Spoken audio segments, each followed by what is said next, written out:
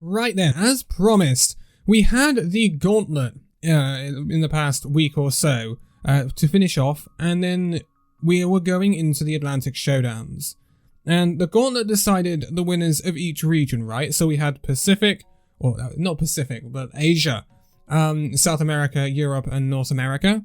Then they promised an Atlantic Showdown to get the best of the West. So that would be NA versus EU. It's a very storied history. We've always had Atlantic Showdowns as long as we've had Contenders, whether that be before the Gauntlet actually existed, or last year we had the Gauntlet, and before that, after Season 1, we had Atlantic Showdowns, and we had a Pacific Showdown as well, I believe. But this is a very, very interesting test to see exactly where the two regions go up against each other and where they're at. And it gives us an insight just quite how good each region is in comparison to each other. Unfortunately, we don't get that in comparison to Korea, which is something I really wanted to see in this year, because I think the power level of Korea has decreased. I think the power level of China has increased. I wouldn't be surprised, considering we've seen Team CC beat the Korean teams in the Gauntlet in Asia. I wouldn't be surprised if Team CC could be the best Contenders team in the world right now, and China could be on top. It would be very interesting to see, but British Hurricane would definitely be up there, and so would American Tornado. So it would be very interesting to see. This is how the Atlantic Showdowns worked this year. Of course, they couldn't be done on LAN. There would be 4 teams in the Atlantic Showdown. There would be the winners of Europe, the winners of North America, the runners-up from Europe, and the runners-up from North America. The 2 runners-up will go against each other, and the 2 winners will go up against each other. It would be monumental. And it would be very interesting in the way in which they did it, because of obviously server ping and stuff like that playing across NAEU. What they did is that the loser picks the next map, but they also have server advantage. So, for example, if Obey Alliance, who were one of the teams in it, versus Odyssey, if Obey Alliance lost a map against Odyssey, they go into the next map, they would pick the map, but they would also be allowed to play on EU servers, because it would be Obey Alliance's map pick, and vice versa for Odyssey, where it would switch to North American servers if it was their map pick, which I think was a very nice way of keeping it pretty fair. The first Atlantic Showdown match would be the runners-up show match, so it would be between the runners-up of Europe, which was Obey Alliance, and the runners-up of North America, which were Odyssey. So, Odyssey have been a very good team in North America, but they've kind of been always coming up second to American Tornado at the moment. Obey Alliance, very much the same issue in the European region to British Hurricane, except at the end of Season 2 of Contenders in Europe, they did manage to get a 3-0 over Hurricane, to get the win over Hurricane in the finals, which allowed them to claim their first Contenders title as Obey Alliance, and also be the first people to take down British Hurricane for God knows how long.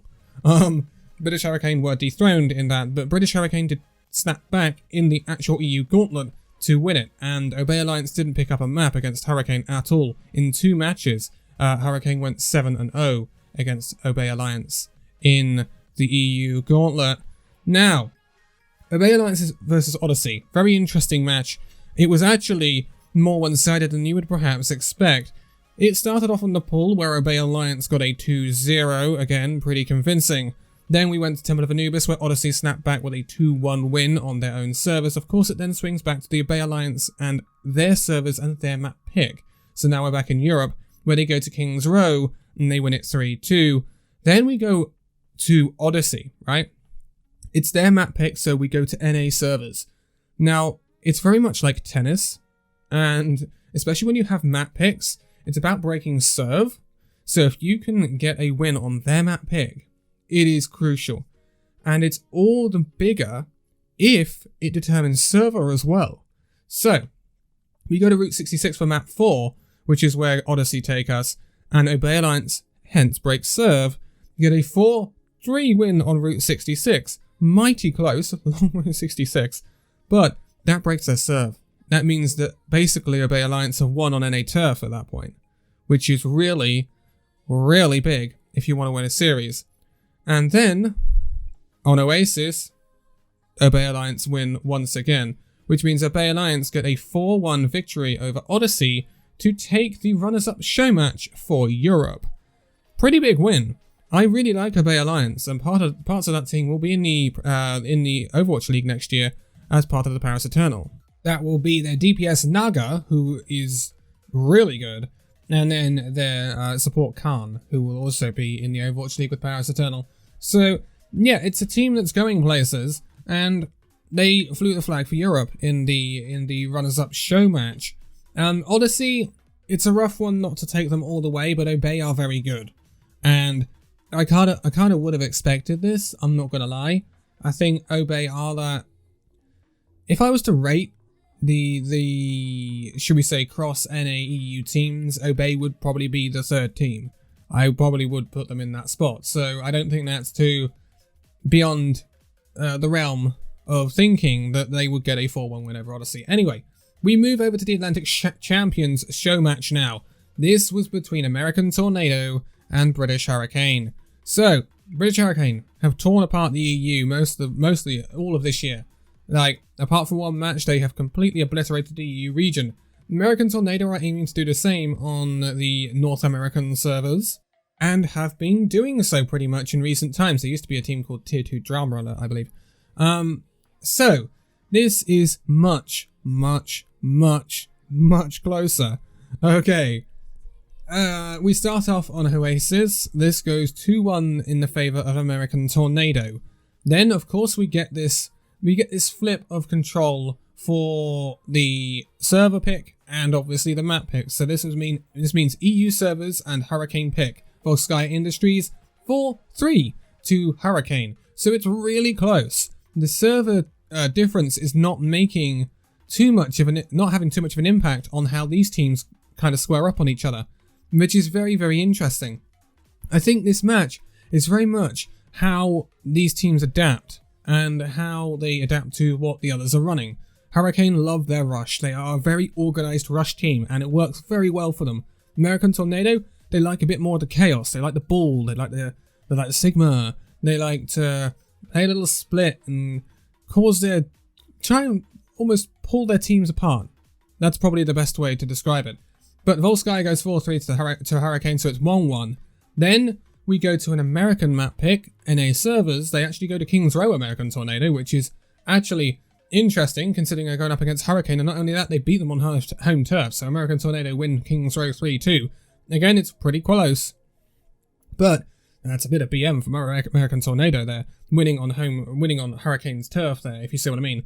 So then we go to EU pick, map pick for Hurricane as well. They take American Tornado to Havana, where they win 2-1. So that's actually very significant. Again, it's close.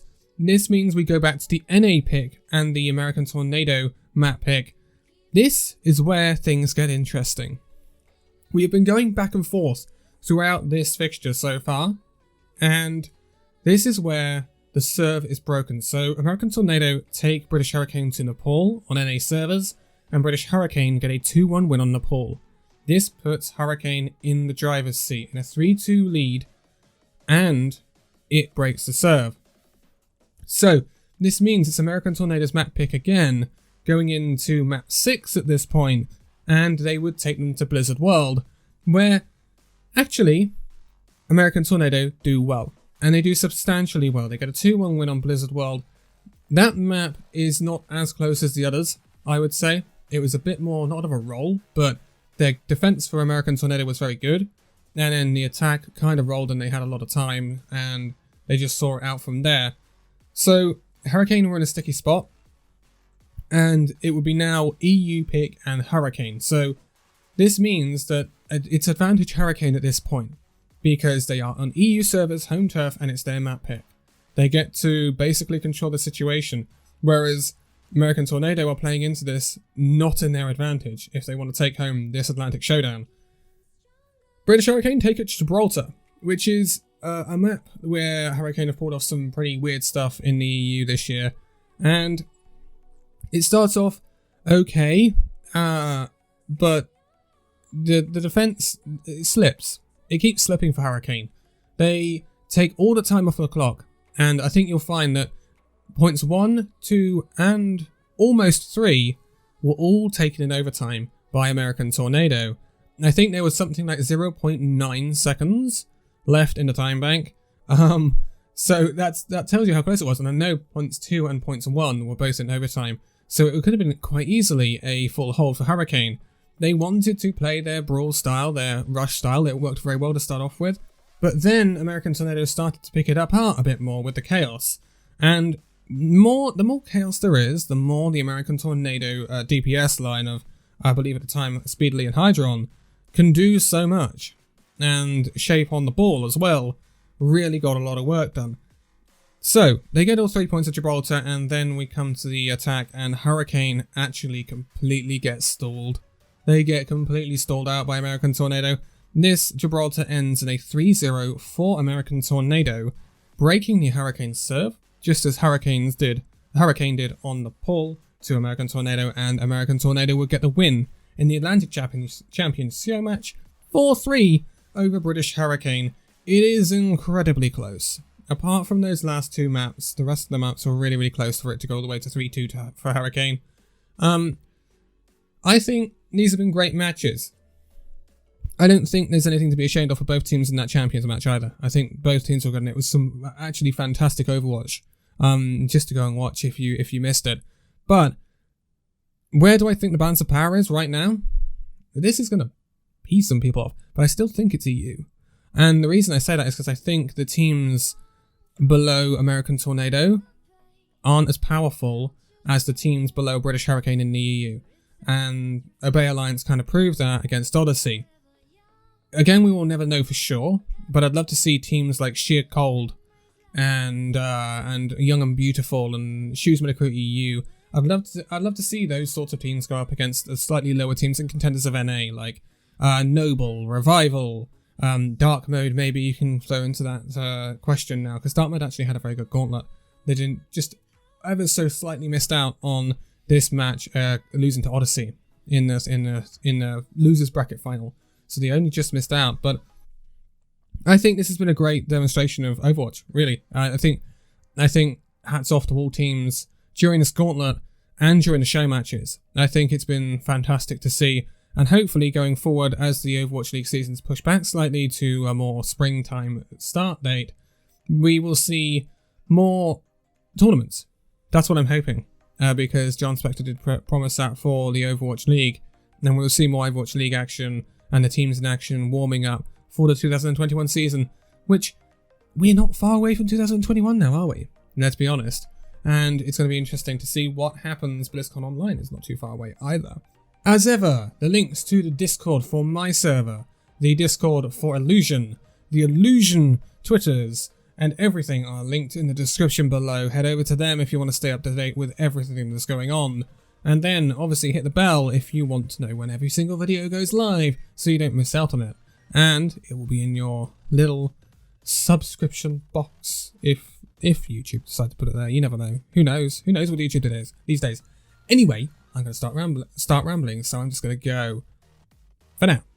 Thank you guys so much for watching this video. If you'd like to give a like, subscribe if you're new, and I'll see you in the next video. See you then.